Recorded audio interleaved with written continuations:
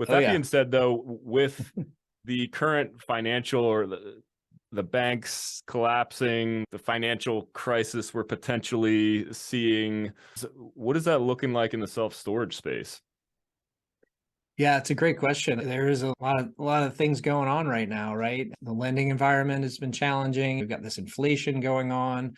There's lots of uncertainty out there, but this is the kind of environment that I feel is built for real estate investments. And of course, we love self-storage, so I'm a little biased in that regard, but self-storage as an example, and I'm sure other real estate asset classes might have similar stats, but for 40 years, storage facilities around the country have maintained an occupancy rate gently meandering between 80 and 90%. So what does that mean? If it's 80 or 90% occupied, and if you think over the last 40 years, we've had ups, we've had downs, we've had big ups, we've had big downs, everything in between, but it still stays right there, 80, 90%. That means that storage facilities generate consistent income, right? And it's built on dirt, and dirt is not going to zero, right? I remember back in the internet days, I had some stocks. I was like, yeah, they can't possibly go down any farther. Next thing you know, they're like down to zero, literally. That doesn't happen in real estate. So for people today, I think it's really important that they look at capital preservation and think about growth for maybe a couple few years from now. But what we love about storage is it provides capital preservation because it's a hard asset. It generates income because it, like we just talked about, it's consistently occupied. And there's certainly growth potential for when a professional company like ours comes in, we acquire a mom and pop facility that isn't being run properly, we can create that growth. So those are the three key things that investors are looking for: preservation of capital, income, and growth. And so self-storage provides all three of those. And if you want to throw in a fourth, we've got tax benefits as well. Got it. Yeah, and I always tell folks, like an environment right like we're seeing right now is, don't get me wrong, take action, but I love the syndication space for environments like this. Again, going back to the due diligence piece of it, you perform the due diligence, you build a relationship with a quality operator.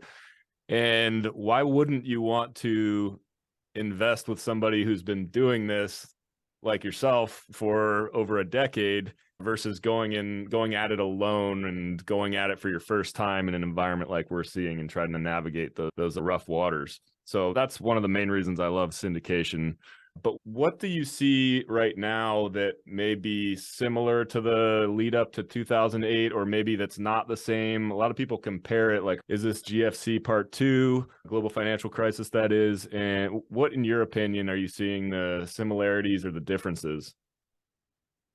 I think there's more differences than similarities, in my opinion. Having lived through the Great Recession before, when I burned through all my cash, that was a different time. The lending market in particular was way more cavalier, right? They used to say anyone who could fog a mirror could get a mortgage, right? So I remember back then, part of what my company did and failed at was short sales, right? So we would go and we'd meet with these people where they owed like $500,000 on a $200,000 house, and they made like 30 grand a year. What? How did we get here? We're in a completely different environment from that now because lending standards, credit standards have been increased substantially. And there's a lot of cash still on the sidelines, right? So there's a lot of liquidity in the market now. Back then, not so much. People had been buying and buying stocks and houses and houses. And there's the movie The Big Short. These group of ladies in that movie, they own like multiple condos. Anyway, a great movie if you haven't seen it, The Big Short. So the book is better, of course, but so there's more differences like that than similarities. I think the similarities are there is uncertainty, right? A lot of people are thinking that we're in this bubble that was bigger than 2008 on the residential real estate side. So there's maybe potentially even a bigger correction going there. But who knows? There's arguments on both sides. But I keep going back to what we talked about a minute ago with storage, where it's been steady through all those ups and downs and big ups and big downs and everywhere in between. So that's what we really like about it is if things aren't going to be as bad, then, we'll be okay. If things get better, we'll be okay. Because people, I think that's the key that I haven't quite articulated yet, is that people need storage in all different environments, right? When things are bad, they're having to sell their house, they're having to combine households, they're having to relocate or move or what have you. That's when people need storage, right? Divorces, downsizing, all those kinds of things. When things are good, people are buying stuff, they're buying the kayaks, they're buying the motorcycles, they're buying the mountain bikes, and they need some place to store it. So good times, bad times, people have stuff that needs to go somewhere. Yeah, and you touched on it a little bit, that there's so much liquidity sitting on the sidelines. That's one of the things that really just makes me think that we're not going to see a big downturn, at least in the real estate space, because as soon as things start going down, they have a little bit, but people are just going to start buying it back up. I think a lot of people don't realize that since 2020, 40% of the money that is in the current supply was created. So between now and 3 years ago, 40% of the existing money was created. That just boggles my mind. That's really when I got super interested in learning about how all this stuff works and how it impacts the current money supply. And it's just mind-boggling. So I don't really see a huge downturn. But along those lines, John, here at Belrose Storage Group, what's going on is it's not like it came out of nowhere, right? So we've been tracking this for years now, right?